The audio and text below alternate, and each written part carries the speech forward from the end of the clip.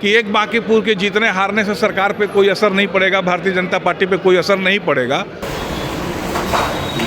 Bharatiya Janata party चुनाव को जीतते आई थी, इस बार नहीं जीत पाए। उन कारणों के विषय में चर्चा हुई, कई कारण हैं। नमस्कार, मैं संतोष सिंह और आज हम जिस विषय पर चर्चा करने जा रहे हैं उस पर चर्चा करने से पहले बिहार के उस शिक्षा मंत्री संजय टाइगर जी का एक बयान सुन लेते हैं। उस बयान का मतलब क्या है या उस बयान को आज दिखाने का मतलब क्या है, चर्चा इसी पर है, इसलिए ये बयान सुनना जरूरी है। जरा आप भी सुनिए। समझ में नहीं आता कि बांकीपुर में स्थिति के लोग लेकर सवाल क्यों पूछते हैं। देखिए, कई चुनाव क्षेत्र ऐसे होते हैं जहां हम लोग जाते हैं तो वहां इस बात की बहस होती है कौन जीतेगा कौन हारेगा। बांकीपुर में जीत हार की बहस नहीं है। बहस इस बात की है कि भारतीय जनता पार्टी पिछले आम चुनाव में 51,000 मतों से जीती थी। क्या वो फासला बढ़ेगा, घटेगा या उतना पर रहेगा। भारतीय जनता पार्टी को अकेले 98,000 वोट आया था। आप एनडीए कह लीजिए, वो 1 लाख के ऊपर जाएगा कि 98,000 से नीचे आएगा। निकटतम प्रतिद्वंदी कौन होगा, इसमें आपकी रुचि हो सकती है। जीतेगी तो भाजपा ही, जीतेगा तो एनडीए ही, इसमें कहीं कोई दो राय नहीं। मतों के जो जीत हार का अंतर है उसको लेकर आप बहस कर सकते हैं। जीत हार के लिए कोई गुंजाइश वहां नहीं बची है।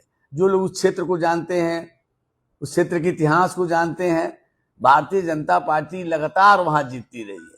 भारतीय जनता पार्टी के राष्ट्रीय अध्यक्ष ने उस सीट को खाली किया है, इसलिए आप सबकी नजर होना वहां स्वाभाविक है। और ये जो लोग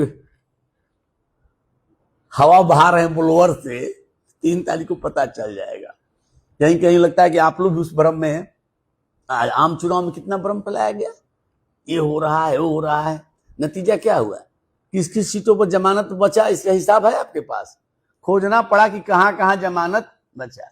और मैं आज भी कहता हूं, चुनाव परिणाम आने दीजिए, कई उम्मीदवार जमानत के लिए जूझेंगे और जमानत बचाने के लिए जो अंक गणित है, जो आंकड़ा है, वो क्या है, जितना वोट पोल होगा उसका 1/6 आपको मिलना चाहिए। तो अगर 1.5 लाख वोट पोल होता है तो 25,000 तो जमानत बचाने के लिए चाहिए। तो अब आप इसमें रुचि जगाइए कि किसका जमानत बचता है। बीजेपी की जीत में कोई संदेह नहीं है। 3 तारीख कोई दूर नहीं है, फिर हमारी आपसे मुलाकात होगी। अगर बात क्या मैंने कहा कि 3 तारीख को देखिए किसका जमानत बचता है, किसका जमानत नहीं बचता है। आम चुनाव में केवल राष्ट्रीय जनता दल अपना जमानत बचाने में सफल रहा था, महागठबंधन किसी का जमानत नहीं बचा था। बयान सुन लिए। मतलब बांकीपुर सीट को लेकर बीजेपी कितना निश्चिंत था उस संजय टाइगर जी के बयान से समझा जा सकता है। कितना निश्चिंत, कोई इफ वट नहीं है, जीत पक्की है। ये पूछिए ना कि सेकंड नंबर पर कौन रहेगा। ये पूछिए ना कि हार जीत का फासला पिछले बार से कितना ज़्यादा और कम रहेगा। यह कॉन्फिडेंस सिर्फ संजय टाइगर में ही नहीं था, यह कॉन्फिडेंस बीजेपी के हर कार्यकर्ता, नेता, विधायक, मंत्री, सांसद सबों में था। करे बांकीपुर हमको कौन हराएगा जी। बांकीपुर तो मेरा कहिए तो परंपरागत सीट तो है ही, वोटर भी परंपरागत है, पीढ़ी दर पीढ़ी से लोग भाजपाई हैं। वहां पर हार कैसे हो जाएगा वहां। अरे क्या बात करते हैं संतोष जी। हमारे बीजेपी के एक बड़े नेता से बात हो रही थी, एक बड़े नेता बात करा दिए। तो पूछे क्या संतोष जी क्या हाल है, क्या होगा चुनाव में, सब चीज़ ठीक है। हमको ठीक नहीं है, आपको वोट नहीं आ रहा है, जबरदस्त वोट का बिखराव है। तो बेचारे गुस्सा गए।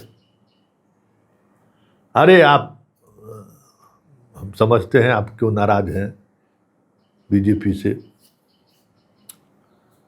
आप चैनल में थे पहले, चैनल के मालिक से आपको आपकी दूरियां बढ़ गई है, इसलिए आप बीजेपी से जो है सो आजकल खफा रहते हैं, जबकि आप संघ परिवार के खुद हैं। आप हमें कहा कि देखिए हालात तो यही है, अब आप शुतुरमुर्ग की तरह मत देखिए आंधी तूफान को, ये अलग बात है, लेकिन हालात यही है। बहुत मुश्किल होगा इस बार बांकीपुर बचाना। तो हंस के फ़ोन जो है सो जनाब दूसरे नेता को दे दिए। मेरा क्या था, बात खत्म। लेकिन अब रिजल्ट के बाद आज भाजपा के कार्यालय में जिस तरीके से देख लीजिए, सम्राट चौधरी से लेके सारे बीजेपी के जो सेकंड लाइनर नेता लोग हैं, सब लोग पहुंच गए। 1 घंटे से अधिक समय तक बैठक हुई। कहने को बैठक जो है सो 14 अगस्त को तिरंगा यात्रा और रविदास जयंती को लेकर बुलाया गया, लेकिन सच यही है कि इस पूरे बैठक में सिर्फ और सिर्फ चर्चा बांकीपुर की ही हुई। आखिर बांकीपुर हम लोग कैसे हार गए,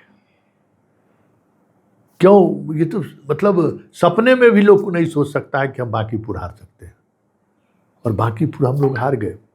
क्या वजह है? मंथन कीजिए।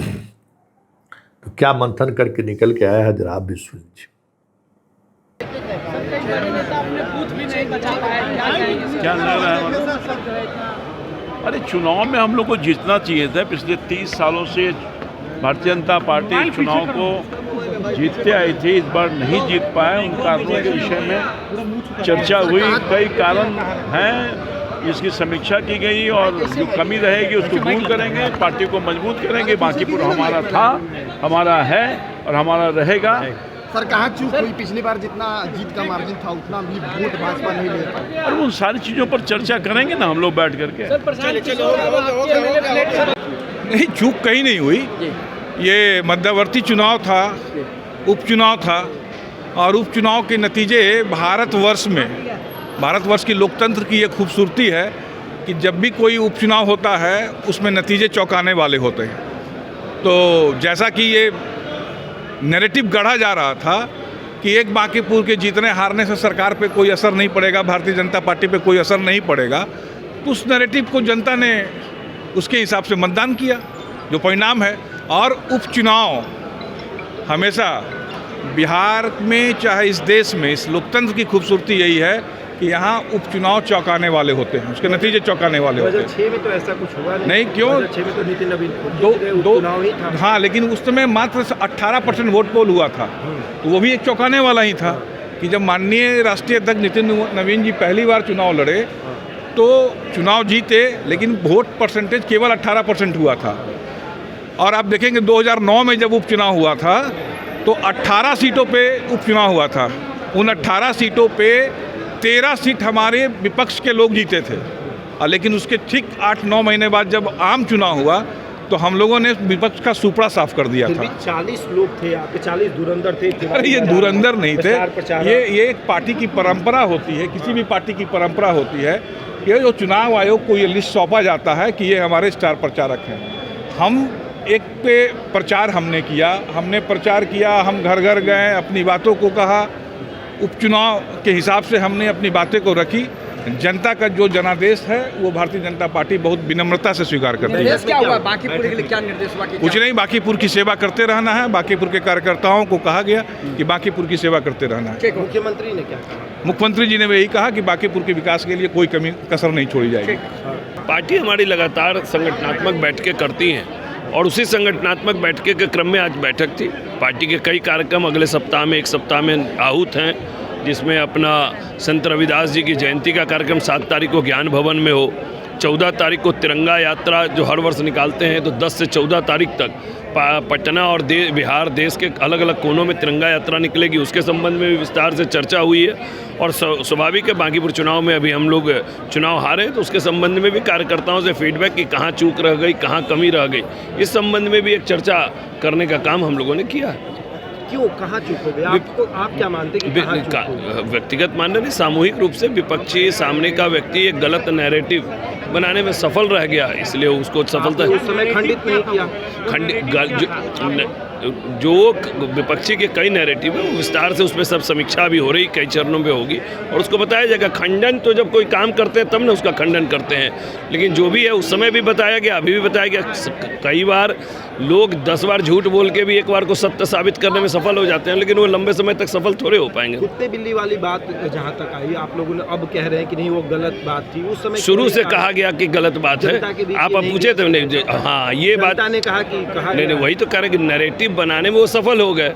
वही तो मैं कह रहा हूँ आपको कि कोई व्यक्ति गलत नैरेटिव बनाने में सफल हो गए तो उनको सफलता मिल गई। इतनी बड़ी पार्टी, इतने विधायक, और आप उस नैरेटिव को गलत साबित नहीं कर पाए। तो वही तो कह रहे हैं कि तभी कुछ तो किया होगा, तभी ना सफल हो गए होंगे। अगर सब कुछ हम ही कर दिए होते तो कुछ तो गलत किया होगा तभी ना वो सफल हो गए। वही तो मैं कह रहा हूँ आपको, मैंने भी तो वही बात कही जो आपको। तो अब आगे क्या होगा? अब आगे पार्टी अपना, पार्टी या तो जीतती है या सीखती है, तो सीख रही है पार्टी, जो कमी रह गई उससे सीखेंगे। राष्ट्रीय अध्यक्ष की सीट को आप लोग, अरे भाई